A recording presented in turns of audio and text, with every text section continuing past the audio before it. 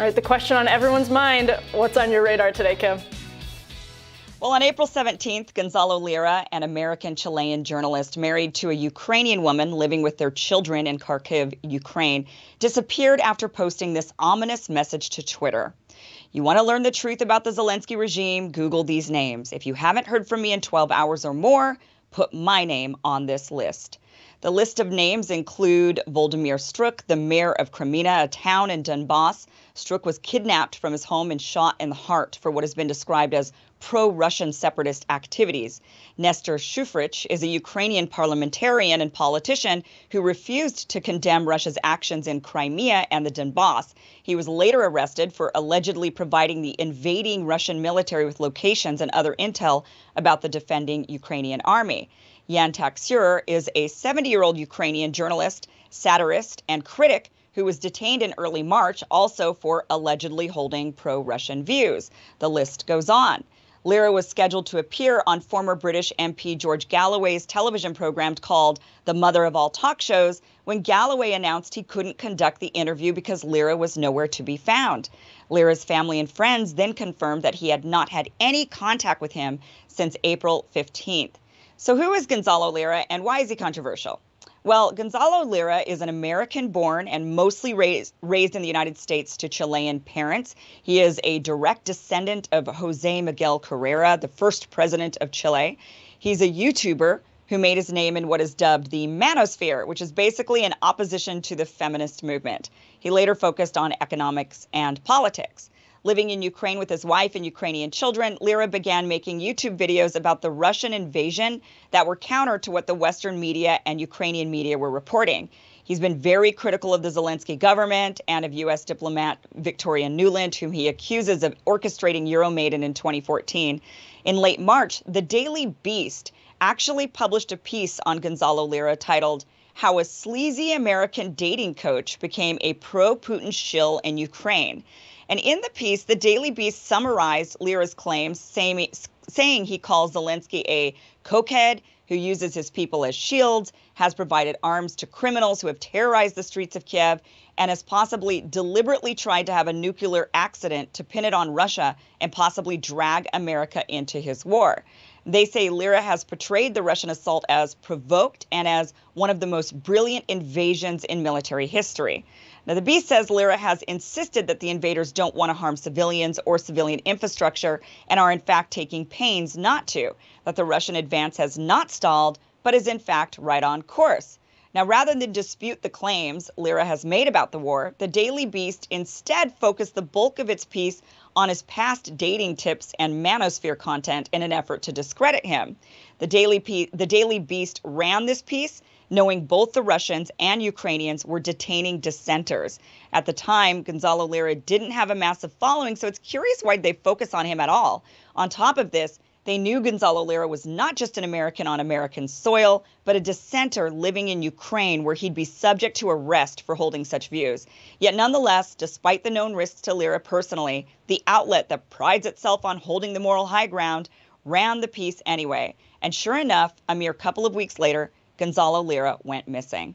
For an entire week, Lira was nowhere to be found. His family worried, journalists calling attention to his disappearance. Chilean embassies and consulates around the world reported hundreds and thousands of calls and messages asking about Lira's fate. But luckily, on April 22nd, Gonzalo Lira surfaced alive. And it turns out he had been detained by the SBU, which was the Ukrainian KGB before the fall of the Soviet Union. It's their secret intelligence services. Here he is on Richard Medhurst's show discussing what happened to him. Everybody was worried. You were set to appear on George Galloway's show, and then you didn't show up, and people were saying all sorts of things.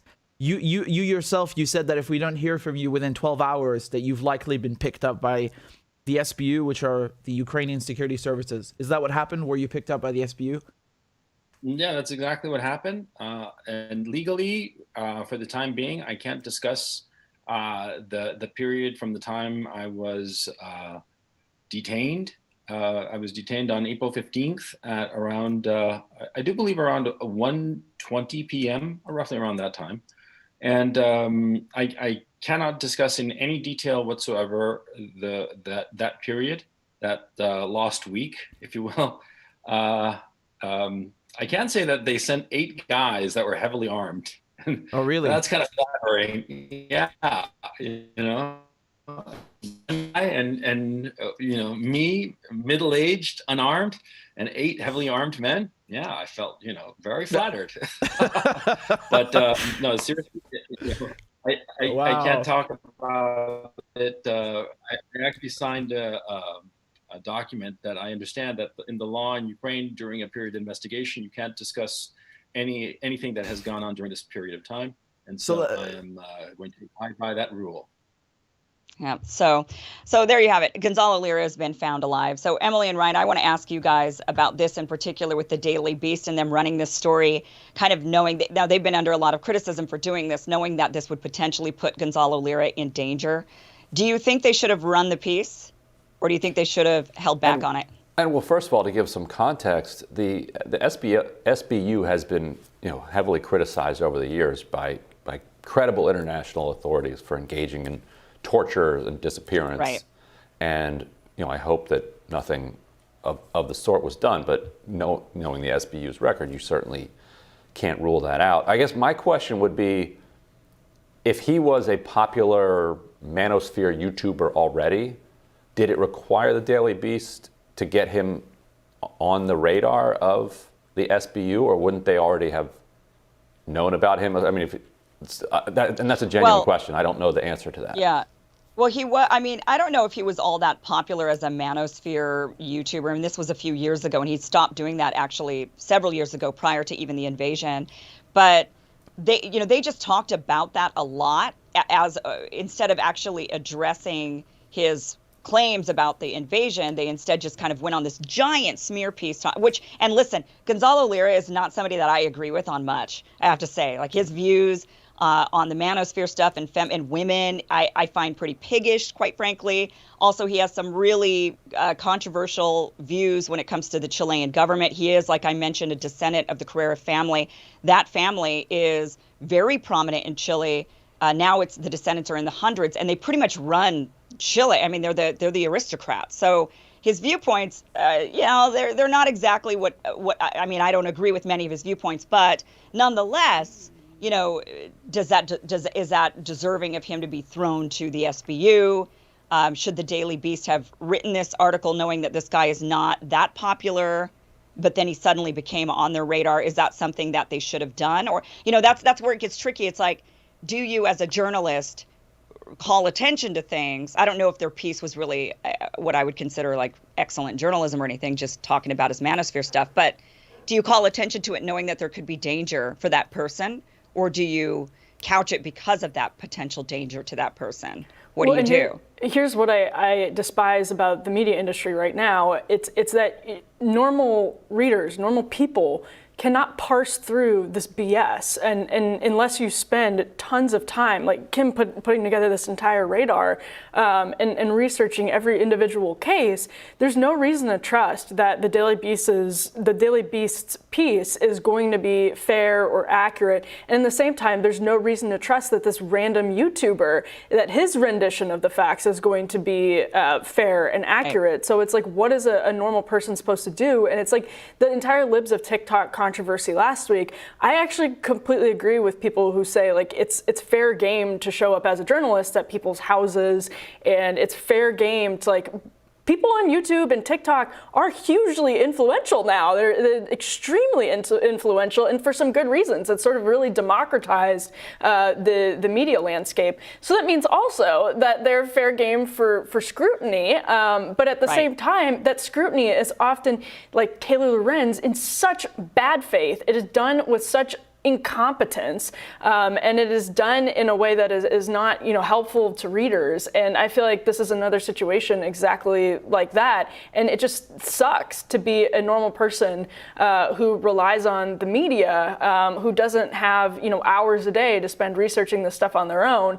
It leaves you in a terrible place. Well, and this guy has much more potential severe consequences than Taylor Lorenz, than the TikTok. Right. So in the SBU, as Ryan mentioned, known for torturing and disappearing people and much worse things. And so, but Gonzalo Lira is alive. A lot of people were very worried about him for a very long time. Again, he can't talk about it, so we don't know what happened to him because apparently there's still an active investigation. He must still be under, they must be looking at him as potentially a spy of some kind for Russia. And so, it's a very, what a time, right? And both sides are doing that. Russia's detaining dissenters. Ukraine is, this is what happens in war. And the voices that are out there, the truth doesn't get really heard as easily because people are being detained. But I thought this particularly with the Daily Beast, it was an interesting question on whether or not they should have called attention to this guy that didn't have that big of a following prior to all of this happening. Yeah. Now he's much more well known. Right. Yeah. And alive, which is good. And alive, right. Thank goodness for him and all of his loved ones. Well, thank you, Kim. And we will have more Rising right after this.